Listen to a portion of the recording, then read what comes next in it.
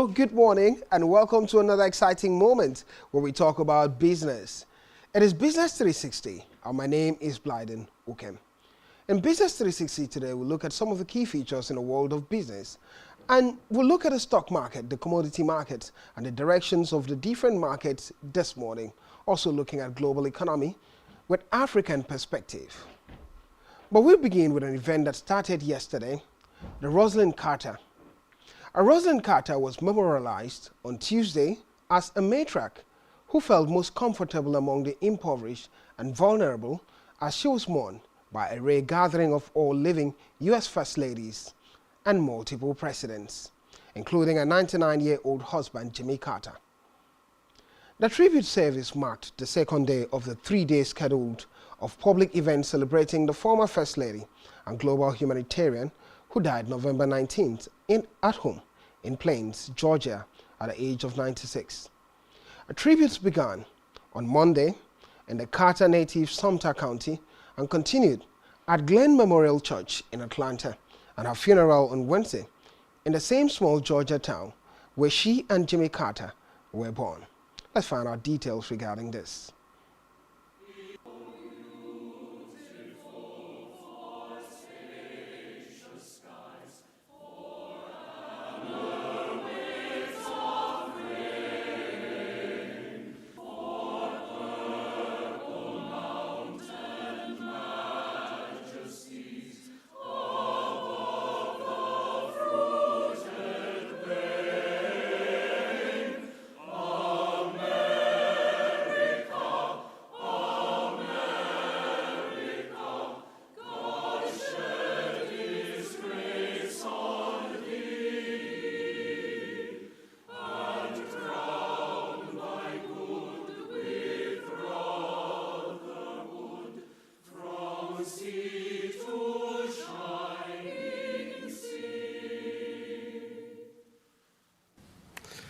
My mother was the glue that held our family together through the ups and downs and thicks and thins of our family's politics. As individuals, she believed in us and took care of us. She had met kings and queens, presidents, others in authority, powerful corporate leaders and celebrities. She said the people that she felt the most comfortable with and the people she enjoyed being with the most were those that lived in absolute abject poverty, the ones without adequate housing, without a proper diet, and without access to health care. My mother, Rosalind Carter, was the most beautiful woman I've ever met, and pretty to look at too. We join the rest of the world in paying tribute to Rosalind Carter for the wonderful work she did for the needy. Business is all about giving others opportunities, and these she also did. Still looking at the foreign scene, Binance founder and former CEO Changpeng Zhou has stepped down as chairman of the Global Exchange's U.S. Affiliates Board. Binance was accused of operating in the U.S. without registering with any appropriate entities, ultimately allowing U.S. crypto investors to transact with Binance customers from sanctioned regions. Well, according to reports, The Economy, the company agreed to pay $4.3 billion and make a complete exit from the U.S. as part of its settlement and accepts Zhua's resignation as CEO. A senior Treasury official told reporters that Binance U.S. was not part of Binance settlement as it was a registered business. Meanwhile, new Binance CEO Richard Teng says he is in no rush to reshape the company's top leadership team.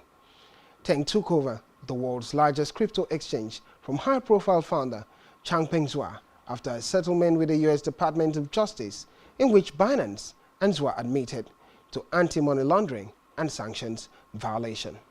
Let's find out more regarding this. We have, complied, we have resolved issues with the US. That attention will turn to the other players. I think let me state that at the outset. So that's why I'm stating just before your current question, we are building from a position of strength. Secondly, Without CZ's trust and the other leadership's trust, and indeed trust of the thousands of employees that we have, which I hold very dearly, I would not have taken up this role. And this role, given the changing industry, a maturing industry with a direction of travel that's much more regulated, requires us to continue to work with all the... Regarding the Israel-Hamas war, Hamas has released 16 hostages in a letter swap for Palestinian prisoners under the current Gaza truce, as mediators race to seal another extension. Let's look at what transpired and what has been happening regarding the truce.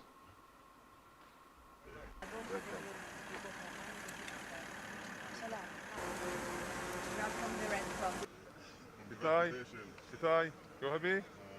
Okay. Welcome. Guys, good luck, goodbye. Take care, boss. Good luck. No. Bye bye. We go home. Bye.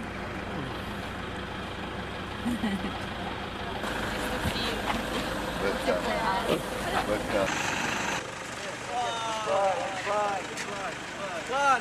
Good luck.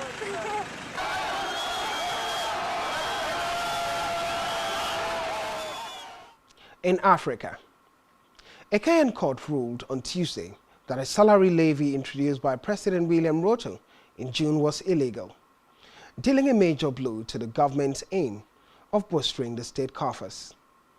A law allowing a 1.5% levy on the salaries of all Kenyan taxpayers, including employers, was passed in June to finance a low-cost housing program.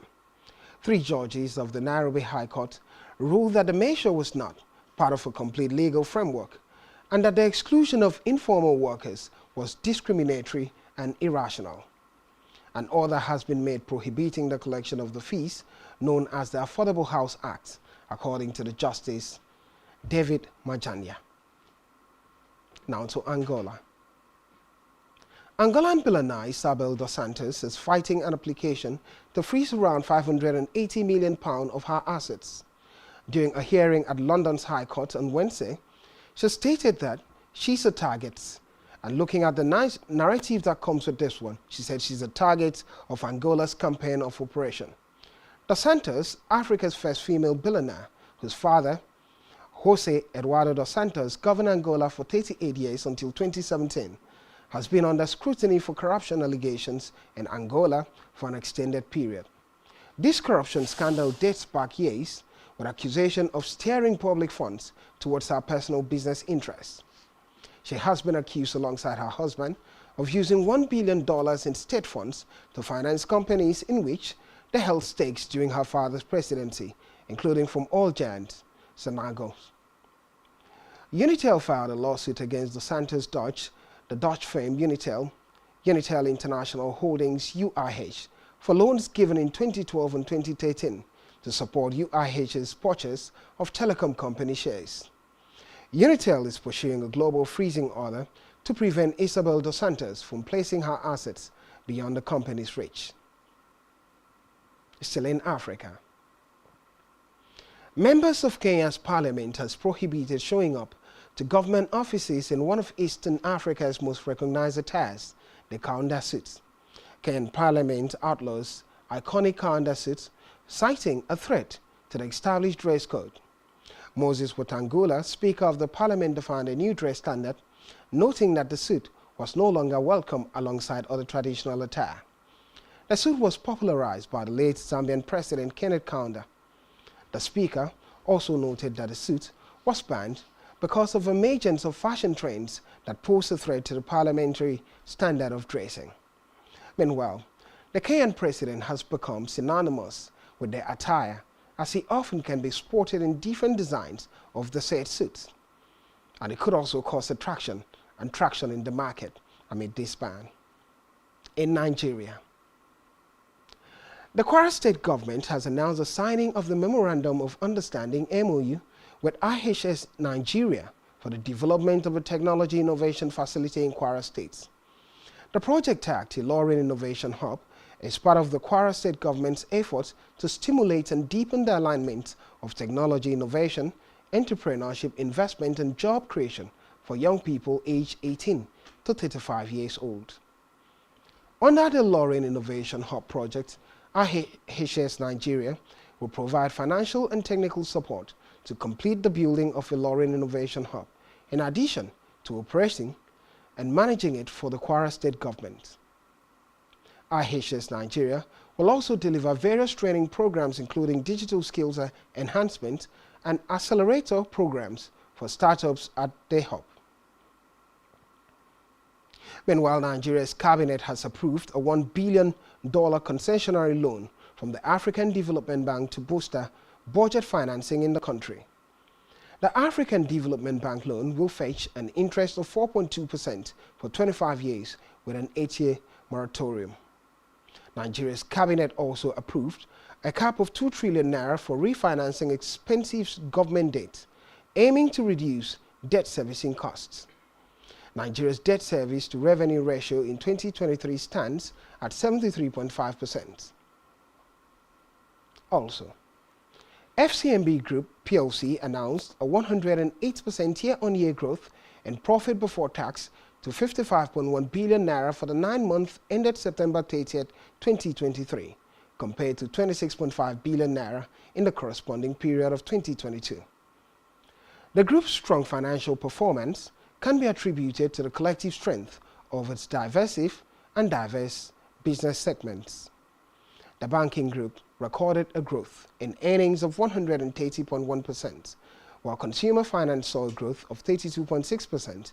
Investment management and investment banking also performed well, with growth rates of 38.7% and 27.6% respectively. Meanwhile, the African Development Bank has reviewed its short to medium-term macroeconomic forecast for Africa for 2023 and 2024 downward. The bank, which said in a statement this morning, revealed that it revised its prediction to 3.4 and 3.8%, down from 4 and 4.3% respectively. According to the statement, the updated data has been published in the 2023 Africa's Macroeconomic Performance and Outlook, its update, which is a follow-up to the bank's 2023 Africa Economic Outlook released in May. Looking at Nigerian stories still, Zenith Bank, a leading Nigerian financial institution, is poised to make its mark in one of Europe's major markets, France, with plans to establish a presence in the European nation. Zenith Bank recently signed a Memorandum of Understanding MOU with the French government, allowing it to institute a subsidiary in the European Northwest. Founder Jim Ovier and French Minister Olivier Berge sealed the deal. The move aligns with broader economic goals as France looks to strengthen trade ties with Nigeria. We'll go on a short break now, and when we return, Business 360 continues. Don't go anywhere.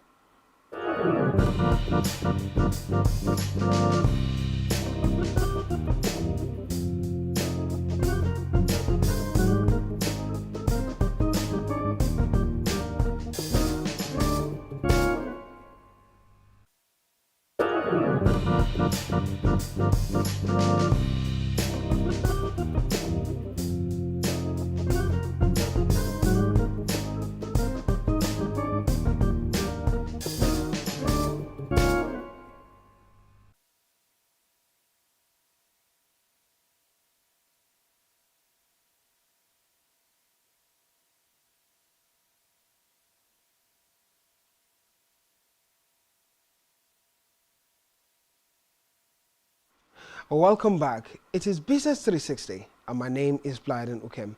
And now to global economy, beginning with Turkey.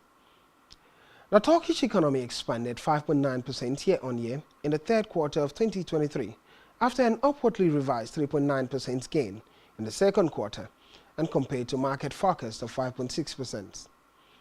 The growth was mainly driven by gross fixed capital formation, which soared 14.7%. Meanwhile, household spending surged 11.2% and government expenditure increased 5.3%. As for the sector, the largest gains were seen for construction at 8.1%, industry 5.7%, financial and insurance 5.1%, and services 4.3%. Also, there was a modest 1.1% increase in exports, impacted by weakened demand in Europe for Turkish exports, serving as a significant factor in restraining the overall growth rate in the third quarter, while imports soared by 14.5%. Quickly, let's move to the charts indicating Turkish GDP. The charts this morning.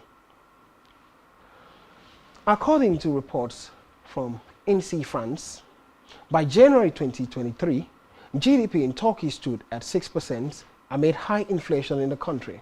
The growth went further upward to 6.3%, before slowing down a bit to 5.9% April 2023. By July, a growth rate month-on-month was at 4.3%. Year-on-year rather was on 4.3% and went to 4.9%, a flat level, before dropping to 4%, and currently 3.4% in Turkey. To the markets, the energy market. WTI crude futures traded around $78 per barrel today as investors brace for an OPEC Plus meeting later today, while assessing weaker than expected Chinese manufacturing data. Oil prices gained about 4% over the past two sessions, following a report that OPEC Plus was considering additional oil production cuts of as much as 1 million barrels a day. And while Saudi Arabia has also been urging other members to reduce production quotas to stabilize markets, but no resolution or deal has been reached yet. Elsewhere, official data show that U.S. crude inventories unexpectedly increased last week, indicating weak demand. Quickly, let's move to the market and see what the prices for commodities are this morning. The market. The commodity market has given different direction for some of these commodities. Looking at crude oil first. The U.S. crude stands at $78 per barrel and gaining slightly this morning, a 0.78% appreciation. Brent, which is Nigeria's price benchmark, is at $83 per barrel, upward momentum of 0.662 points, a 0.8%. Natural gas a little here, a little there, gaining 0.97%. Gasoline, similar story, hitting oil. But for the metals, gold price is downward by 3.38 points, a negative 0.17%, and current price for gold is $2,041 per ounce. Now let's look at further commodity market. Looking at the price of copper. Copper price stands at $3.7 per pound, dropping 0.0052 points, a negative 0.14% decline. Soybeans for the agricultural commodities at $1,347 per bushel, upward by 0.25 points, a 0.02% appreciation. A wheat price also gaining slightly this morning, a coal price gaining 1.55 points this morning, and steel price dropping in price by 18 points, a negative 0.46%. $3,886 is the price of a steel per pound. And that's the conversation regarding the commodities. And now to the FX market. FX update this morning. Top currency losers are Mexico peso at a negative 0.62%, Swedish krona at negative 0.55%, and Polish zloty at negative 0.53%. There were gains led by the dollar index at 0.4%. In addition, there was a slight change in the euro, a British pound, and Japanese yen. And quickly, let's move to the market and see what the prices are. The euro against the US dollar, and afterwards we'll look at the cryptocurrency markets. The euro against the US dollar price level stands at 1.09 point mark, slight downward this morning, a negative 0.27% decline. The pound against the US dollar, our current price is still at the 1.267 point mark. No reasonable change in the market, but a slight decline of 0.16%. Quickly, let's look at the cryptocurrency market, what the standings are regarding Bitcoin and the rest. For the cryptocurrency market, price level this morning is at $37,724, downward by 16 points, a negative 0.04%. Ether similarly gaining 1.4 points on the opposite, but $2,030 is the price of Ether. Binance slightly downward this morning. Cardano, Solana, a little here, a little there. Looking at the Naira. The Nigerian currency, the Naira, marginally appreciated against the US dollar again on Wednesday at the foreign exchange market. Official data from the FMDQ disclosed that the naira depreciated to 831 naira 47 kobo per dollar on Wednesday from 881 naira 88 kobo per dollar on Tuesday. This represents a 50 naira 41 kobo appreciation at the official forex market compared to the 881 naira 88 kobo per dollar exchange rate the previous day. But let's move to the market and see what the prices are this morning, the US dollar against the naira, and afterwards we'll look at the black market, the US dollar against the naira. According to prices at the exchange market this morning, the euro against the naira stands at 865 naira to 1 euro, while the US dollar against the naira is at 789 naira to the dollar. A decline for the dollar against the naira, meaning the naira is gaining 4 points over the dollar. Similar story regarding the euro. The naira did well against the euro this morning. It's doing well this morning, gaining 1.2 points over the euro. The pound also struggled against the naira, though the margin not being that much. 1,000 naira equals 1 pound at the international exchange window. Quickly, let's look at the paro market, the black market, what the prices are this morning. A dollar to naira buying rate 1,160 naira equals $1, and selling rate 1,153 naira to the dollar. For the pound to naira, the buying rate is at 1,460 naira to the pound, and selling rate 1,445 naira. For the euro against the naira, it stands at 1,264 naira for 1 euro, at the buying rate and selling rate 1,245 naira. Quickly, let's look at the euro stock market. European equity market was slightly higher in the final session of the month, with both the Stoxx 50 and the Stoxx 600 edging up 0.2%, as all eyes turn to the updates on Eurozone and US price pressures scheduled for later today. In other economic news, France's harmonized inflation rate fell more than expected to 3.8% in November, reaching the lowest level since January 2022.